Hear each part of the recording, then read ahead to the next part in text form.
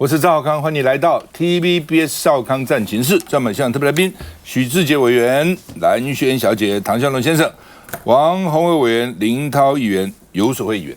好，那么郑文灿被羁押47天以后呢，2800万交保了哈。那当然，检察官还是要继续押他了。但是法官的理由书裁定是说，对，他是各种的理由，他很有可能会逃亡，很有可能逃亡。但是我们就用这个给取代羁押他了啊！我看不懂，既然很有理由逃亡，对不对？那为什么有其他方式可以取代他？哦，不可能嘛！什么到警察局报到押2800万就可以控制住他？在他眼里，2800万哪算个钱呐？好吧，反正那检察官开始还说，我们已经准备好了，如果今天法官不押他，不需要他，我们就抗告。结果呢，法官没有押他，检察官自己讲说，哎呀，反正这个案子现在已经到法院去，法院在管，我们就算抗告大概也不太会赢了。所以看起来法院基本上对这个检察官对法院大概也没什么信心了啊。好吧，这个现在媒体就解读了为什么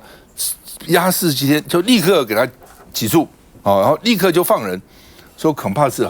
赶快就把这个事情结论就算了，就限制在这里，不要再扯来扯去，扯出一大堆其他的案子了抓小放大，然后呢这个到此为止那主要是郑文灿很难去这个狡辩的原因，这个廖家父子他是白手套，他是中间人了，结果他转了污点证人了，因为检察官一定会说服他们说你干嘛替他们扛呢？对不对？这不是你的你只是在中间转来转去而已等等，所以呢就变成所谓污点证人那这个时候就咬郑文灿嘛那原来押了5个人通通交保了那廖家父子3个人呢195万交保，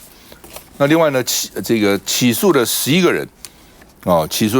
郑文灿求刑12年，那台塑的前总经理求刑2年。侯水文台塑的前执行副总，廖俊松台塑的前顾问，廖嘉欣廖俊松的儿子等等也都被起诉了那所以这个案子牵扯的人还不少了不但如此，他们律师也被起诉了。律师被起诉呢，说一个律师说这个绿营很倚重的律师叫谢其俊，因为民进党很多人官司是他打的，他说因为他把这个羁押申请书及理由书呢交给郑文灿的秘书施延廷，有人说其实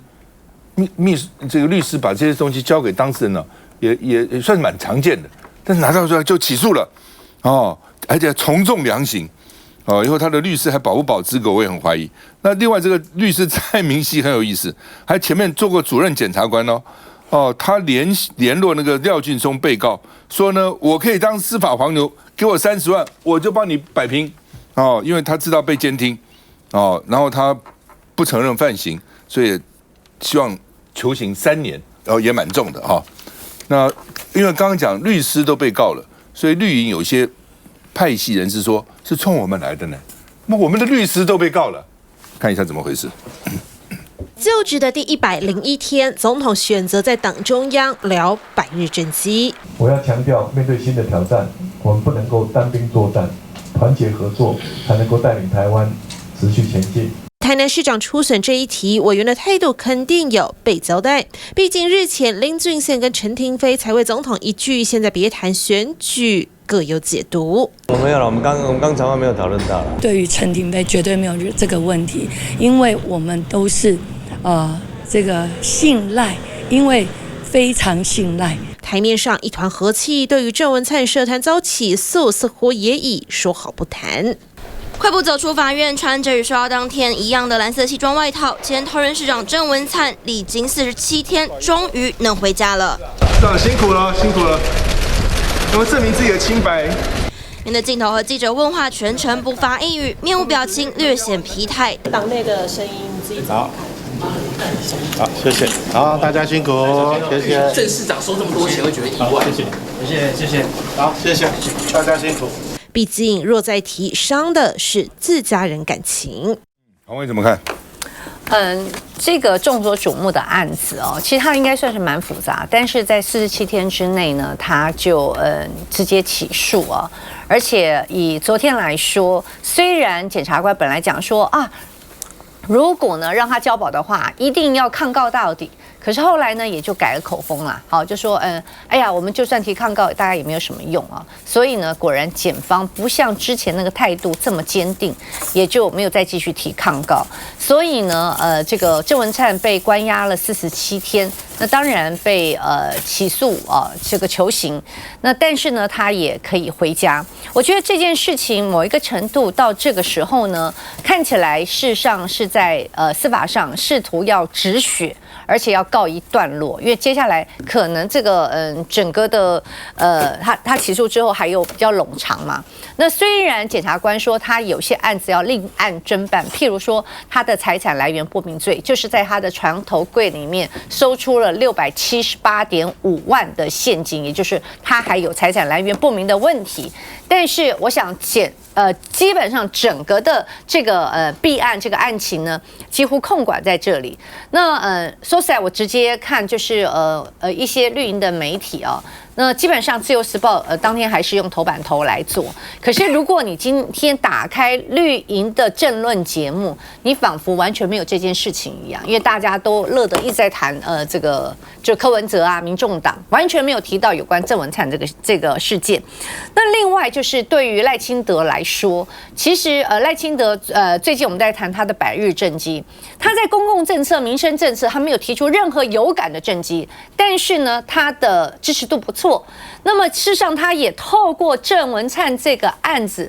对人来讲，他铲除了一个他潜在的一个政敌啊，因为大家都知道郑文灿其实在之前是可以跟他匹敌的。那么郑文灿经过这个事件，可以说政治的生命应该也是宣告结束了。那但是另外一方面，对赖清德来讲，他博取了一个他肃贪的美名，也就是说，我今天打贪不是只有去打这个民众党，我也不是只有去打国民党，我连我民进党的高官我都打啊。那么，而且接下来之后，这个他再去动，不管是民众党的大咖，比如说柯文哲，待会我们会谈到，柯文哲一定会被约谈。一定以现在这个金华城办案的这个他的这个过程来说，他一定有事。好，那所以不管他去动柯文哲也好，或者动其他国民党的一些民意代表或重量级政治人物，你不能说我是办蓝不办绿哦，有哦，我绿的照样办啊，我郑文灿办，我林宜景办，哈，所以现在以他的100日政绩，他可以塑造一个所谓的打贪的形象。但是另外郑文灿这个案子哦，他会不会未来还有后续？我刚刚特别提到，就是说财产来源不明罪啊，检方说他们要去查。老实说，我不认为他们查到什么东西啦，哈，因为现在他搜索就是搜索到这个地步嘛，我不认为他能够再有什么发展。但是有一件事情，我觉得这个是检方跟司法一定要给我们一个交代，因为在起诉书里面，郑文灿不是还去跟那个就是送钱的那儿子讲说，你爸爸大嘴巴啦，哈，通通都被监听了，而且说郑文灿可以看到监听译文，这很严重非常严重一个案件，你是当事人，你是关系人，你还可以看到监听译文，谁给你看的？谁提供给你？我觉得这个部分一定要有一个交代。如果就这样草草了事，反正这代表我们有办案，这个是绝对不足够的。这个志杰兄他们说民进党刚刚讲说很紧张，说连这个律师都被起诉那这边说呢，政坛大咖，民进党不少人频频落难，这个所以呢，这个赖清德上任就开绿灯，他们说不知道下一个人是谁所以因为呢，现在显然检察官觉得一个个出来想要这旧案也翻出来办，民进党里面有人紧张吗？我想赖清德开绿灯这个绿灯其实就是不只是蓝，不只是绿嘛所以就是说，的确刚宏威提到的，就是说他就是没有所谓说办蓝不办绿那也塑造他的打贪形象，所以他现在就是民调会提高。那我觉得他讲了，宏威讲的也没错现在就是说，真的是不管是蓝不管是绿，像郑文灿，包括林宜景，事实上我们都知道他是跟赖很关系密切的人嘛但是就是检察官要办谁，这不可能是说赖去指示的嘛，所以就是基本上整体来讲，在检方的检调的角度，就是说我就是有抓到弊案我就办，那当然我们也希望说勿枉勿纵所以我觉得这一波当然就是说有些人士会觉得说好像说他故意要塑造，就是把那个将来的政敌把它打下来啦，或者是说谁会越来越紧张。我想其实大家都一样就是民意代表要谨守自己的本分嘛，包括现在柯文哲的案子就是你不管国民党的曾天才还有那个应小薇那民众党的柯文哲那当然民进党的有郑文灿跟林宜锦我想这个部分就表示他真的是没有说去指定谁去办，而是开绿灯没关系，大家就是谨守本分勿枉勿纵。我想这个是赖清德现在他要做的事好吧，郑文灿的钱怎么藏？我们看了装在保冷袋里面，保冷袋还上锁然后塞在暗柜里面那另外呢，这个他的财产成长惊人，10年以前存款844万，现在增加到3063万，而且说有好几笔房产其实没有申报。譬如说中越瑰丽在桃园艺文园区外传是人头户在持有，那检调在查证当中那青埔有没有？青埔在桃园是发展非常快的区域，我觉得检调应该去查一下所以呢说多笔房产没有申报那联合报的新闻说郑百亿只破1隅这是一个角落而已，冰山一角那7年来谁在护航他？就7年以前检调的资料都很清楚了为什么拖了7年到现在才办而且呢看起来呢是不是要抓小放大，是不是要止血？休息一下再回来。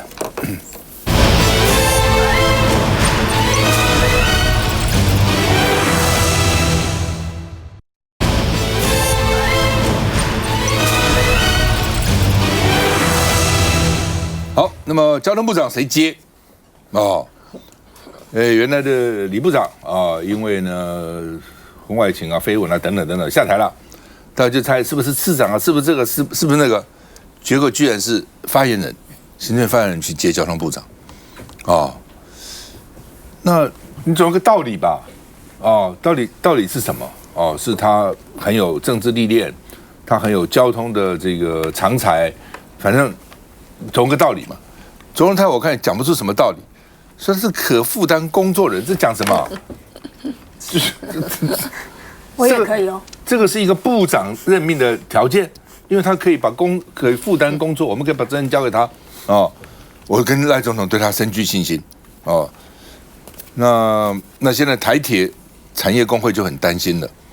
说你是不是这个要放弃交通改革了然后呢现在被认为是一个大黑马，交通圈也很惊讶，说他怎么这样的人来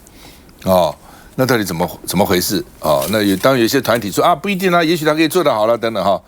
那所以呢评价2极不是说人一推出来说这个人很好，很适合适才适所，不是为什么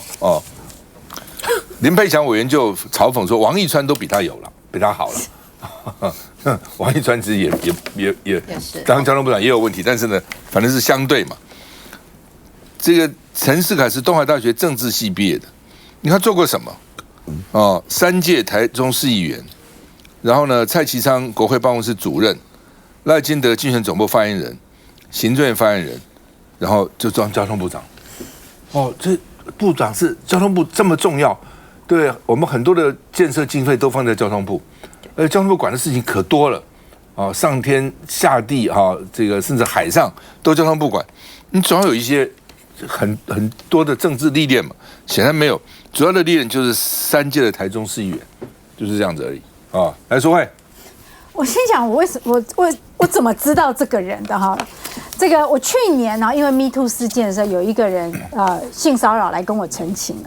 那我要开记者会的前一天，我发了彩通，但我没有讲说对象是谁，我只有发说民进党的什么什么。那就民进党很多朋友认识我的朋友就来打听是不是谁啊？然后我讲说你们有这么多嫌疑犯呢？那其中就有一个说是不是陈世凯？然后我还说陈世凯是谁？然后就说赖清德的发言人啊，这样啊，所以陈世凯也在他们的怀疑名单里面哈，这是我第一次听到陈世凯这个名字哦。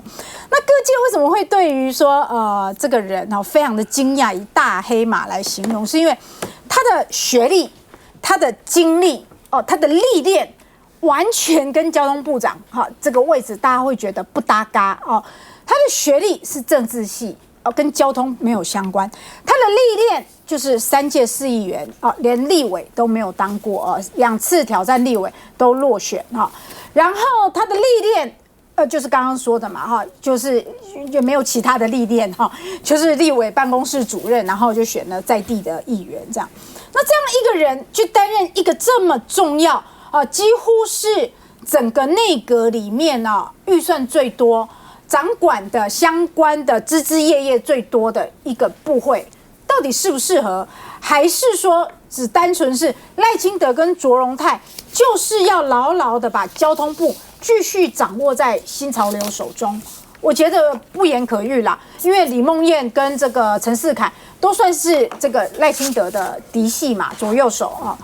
可是这样子的抽佣，对于说我们的很多，包括说台铁的改革，或者是说许多未来的交通建设，各个县市的这个轨道建设，陆陆续续要开始，真的陈世凯摆得平吗？真的摆得平吗？我是打一个问号了那先不要讲陈世凯这件事，回到刚刚，我还是想讲一下郑文灿这个事情刚刚徐委员说，对啊，赖清德现在绿灯开了，我非常讶异他会承认这件事赖清德绿灯开了。那就是某一个程度是承认过去没有开绿灯，确实过去半蓝不半绿，然后现在赖清德开了绿灯，半绿也半蓝半蓝也半绿所以我们看到最近几个案子半绿的几个案子不管是林怡景、陈宗彦或是郑文灿，他们的案子都不是新案都不是最近才干下的犯行，都是过去已经犯下的旧案，可是过去被压下来了。现在才准备被办，那过去为什么可以压呢？我觉得要探讨的是这个问题：过去8年到底被压了多少，还有多少被压？那现在开始被办的过程里面我们看到郑文灿被一捅到底、一办到底，这里面有没有派系斗争？我当然觉得有啊，因为办了郑文灿以后，接下来赖系就这么多人被办，然后郑文灿又开始被更深入的办了。这就是有互相报复、互相毁灭嘛！赖清德办了郑文灿，接下来赖系又被办了。好啦，我本来只打算办你这个案，你既然又搞我可能英系的人马或其他反赖的人马，你又搞我的赖系，那接下来郑文灿的财产来源不明罪，还有他这些不明的房地产，我继续可以办你郑文灿背后的人郑文灿其他案子的罪那这样子。继续有一些大戏我们可以看，可是我们就可以知道，原来民进党真的可以掌控司法。好吧，这个到底这个交通部长怎么任命的背景怎么样？在陈世凯我们看一下。罕见出席院会会后记者会，因为院长卓荣泰要宣布身旁这位发言人陈世凯要转任交通部长。总统跟我都非常认为，世凯是一个从他的政治学习的领域上。可以担负起这样的工作。同时，过去世凯兄在台中市议会多年的服务的工作经验，也对地方的交通事务相当的熟悉跟了解。院长的话或许也是在回应这，因为摊开陈世凯的经历，过去曾任3届台中市议员，另在去年陪同赖清德打选战，研究所念的是政治，但似乎就是没有跟交通相关背景。3个部分要努力，第一个我们会尊重专业，第二个我自己本身会非常快速而且用心的学习，那第3个我们会认真的来管理各部会的相关业务。不希望只是看到好像赖清德想要宣告是他的时代来临，跟总统或是院长的关系亲近，而有这样子的大位。早委会立委不以为然，陈世凯接下交通部长后，发言人的缺就是由副发言人先暂代。好，那么民进党的干事长说呢，因为他的绩效是他过去争取大台中交通建设不遗余力，因为台中市议员嘛哈。那他曾经2次选立委都败给严宽恒哈。那这个民进党就说呢，赖清德有一些意志要他去执行贯彻哦，用自己人嘛哈。好，那这个以前呢哈，能够当部长大概有几种人呢？哦，大概有一定的脉络可循。哦，第一种就是事务官上来的，比如王建煊哦，次长、部长，事务官表现好的，这是一个管道。另外一个是学术界来。不是学术界什么一个系主任就可以来当部长啊！以前学术界都是要当到大学校长，台大校长严正兴原委会主委，对不对？清大校长啊，这个沈君山啊，来不过就当政务委员呢，部长还当不到所以呢，以前就是大学校长做得好的、有绩效的啊，吴京陈大校长当教育部长，有的部长有的政务委员，大概就是这样那另外呢，就是民意代表、立法委员表现得好的，有可能来做这个政务官到部会担任部长，大概就是3条管道了。现在当然你可以说它很多元，但是乱七八糟，你就觉得说虾兵蟹将，怎么这些虾兵蟹将也能来当部会主管？那是国之重臣呢，那预算都是几百亿、几千亿在他掌控当中那总有一定的资历啊，那服人啊，讲出来国人要知道他是谁啊，对不对？以前一提出来，比如说这个孙运璇。赵耀东等等，大家知道是谁啊？现在没有人知道是谁，然后就当了部会首长了然后过几天或过一段时间下台了，但是也不知道下台的是谁我就以前听一个说，他邻居也不知道这个是部长上了，也不知道他是部长下了，就这样子来蓝轩。对，我是真的觉得蛮夸张的。不管是我们刚才在讲到郑文灿的事情，还是现在这个陈世凯的事情，我就反映出来一个非常夸张的一个现实，就是说，我觉得天下就是民进党的。他一定是心里面这样想，所以很多事情就肆无忌惮，肆无忌惮到说今天陈世凯他真的是几乎没有任何的资历。你说3届市议员，那我觉得这个淑慧已经快要可以接交通部长了，不是吗？你市议员也当那么久了，而且你说专业，我要先去换党证，真的好。你隔壁的是交通委员会的，对我这样讲，如果说你真的要讲交通委员会的立委的话，徐世杰委员他可以，他好歹交通委员会当了那么多届了，不是吗？李坤泽也当了那么多届，都是交通委员会里面好歹当过立委。但是陈世凯就是3届的市议员，你说他因为在当市议员的期间很熟台中市的交通，请问很熟台中市的交通就可以当我们的交通部长吗？那你去看这个卓荣泰怎么去解释说他为什么要找这个陈世凯？他说呢，因为过去100多天他在行政院的所有的工作都很尽心很尽力，我跟他一起走过每一个地方。每一个现场，而且他主持过非常多场会议，很多跟媒体报告的资料都是他准备来的，这样听起来就很厉害了吗？就可以当这个交通部长了吗？我说还有，花莲地震跟台风凯米的灾情，就是最近那一场台风，陈世凯也共同的会勘交通设施，因此非常了解新政府目前碰到的问题。我真的觉得他在作践所有的交通部长。过去曾经担任过交通部长的，他得要经历过多少的一些资历？就像刚刚赵先生讲到，你好歹比方说现在的代理交通部长陈彦博，他好歹是当过高工局，在这个交通部里面待了那么长的一段时间，你好歹要不然从这个什么成大啦、交大啦这一些呢相关的一些科系出来，你有一些相关的一些见解，或者你有一些破话。陈世凯他就是100天呢跟着卓荣泰好像相处的还不错。然后再来一点，就是赖清德担任行政院长的时候，他担任发言人，我认为这是一个最直接的关系。那问题是，对于赖清德来说，这样的用人就够了吗？所以所有的人，其实坦白讲，你民进党也好多人才不是吗？民进党都没有别人了吗？你从立法委员里面，你好歹做一个所谓的内造政党也好，这个内阁制的角度去想也好，如果说你可以找资深的立委来当这个部长，我觉得也很好啊。但都没有，就反映出来第一个就是赖清德对于他自己身边的圈子小到你无可想象，就一定要是跟他共过事的人，他才是可以沾上信任的边。我觉得这个非常糟糕，就是你把一个交通部当作没有专业、没有任何的重要性，就是你自己得要自己看着，很多肥肉吗？很多油水吗？是因为这样的原因吗？我觉得这是第一个。第二个，我们刚刚讲到郑文灿的原因也是在这个地方。刚刚淑慧也有讲了，你现在开绿灯，那为什么过去是红灯？红灯绿灯随便你开吗？你今天蔡英文想要都不办的时候，恐怖平衡，你不要办我的派系，我也不要办你派系，然后的话呢，通通就是红灯，只有这个蓝营开绿灯，只有白营开绿灯，开红灯。那现在突然之间觉得，我要博得一个美名，我要对内立威，我要对外塑造形象，所以我就要开绿灯。我觉得这些事情反映出来，就是说，到底民进党，就是当你去看到目前的状况，你会觉得民进党做很多事情就是肆无忌惮，连司法，像郑文灿，他是连司法当中的监听译文他都可以拿得到，为什么？就是司法对你来说，它不是一个独立机构，是我一个政权当中，我认为要办的时候我就办，我要放人咬狗，放狗咬人的时候，他就可以放出来；不要的时候，他就可以乖乖的听话，是这个样子吗？那你就像郑文灿，我觉得也再进一步去讲他，我觉得民进党到现在38年了。执政也那么长的一段时间了，所以他腐败到一个程度，你还记得所谓的青年勤政爱乡土吗？